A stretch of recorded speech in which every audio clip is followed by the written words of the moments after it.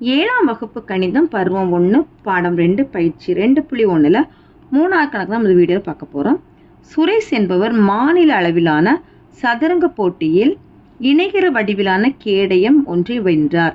அக்கேடயத்தின் பரப்பளவு 735 சதுர சென்டிமீட்டர் மற்றும் அடிப்பக்கம் 21 சென்டிமீட்டரில் உயரம் காண்க.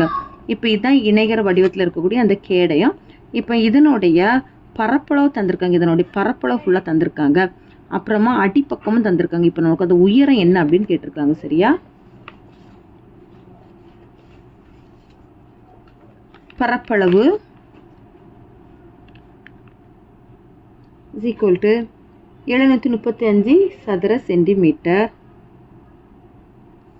அடிப்பக்கம் = 21 சென்டிமீட்டர்.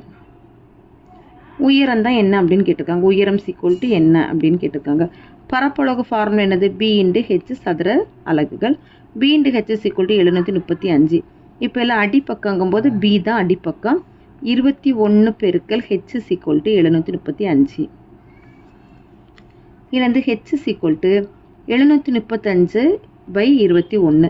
இதை கேன்சல் பண்ணோன்னா 21 21. இதில் வந்து 3 தடவை 21 வரும். அப்புறமா பேலன்ஸ் வந்து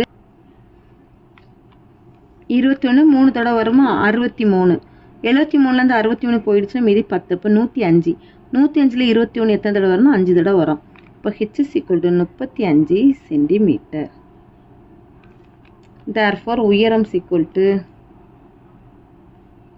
35 சென்டிமீட்டர். அவ்வளோதான் இந்த கணக்கு.